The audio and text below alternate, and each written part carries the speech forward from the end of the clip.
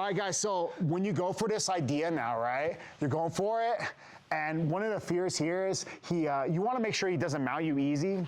That's one idea, like don't let him mount you easy. So what I do is kind of keep my legs up somewhat close to his hips, try to mount me now. It's a little bit harder, right? And then from there, he's gonna hop over to the opposite side.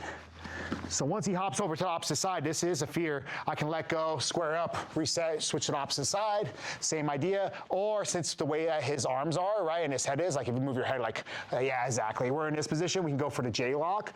So we're gonna wrap around his head, and then we're gonna grab our own leg. And you can grab it on the inside or outside. I've been grabbing it more on the outside lately. And now we're in this J-lock position, okay?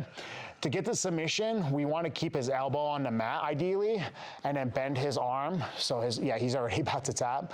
I want to kind of put my leg over his wrist, and if you have to tap, just tap, you know? Right.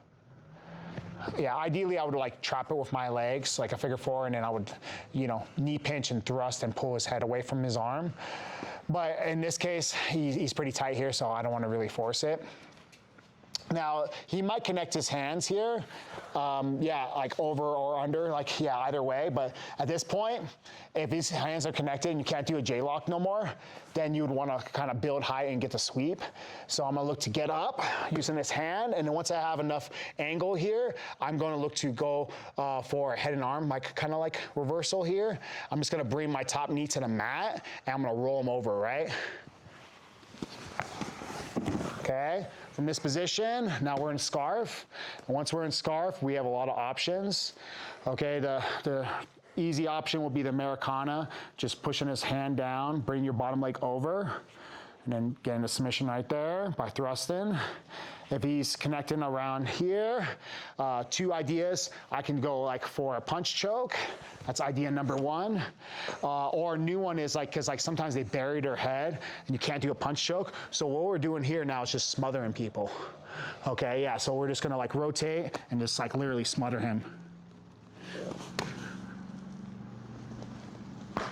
Okay, and more than likely he's gonna let go, right? And he's gonna start framing me away, and then we can go back to the Americana, or we can push his arm in, slide back all the way for the arm triangle as well, right?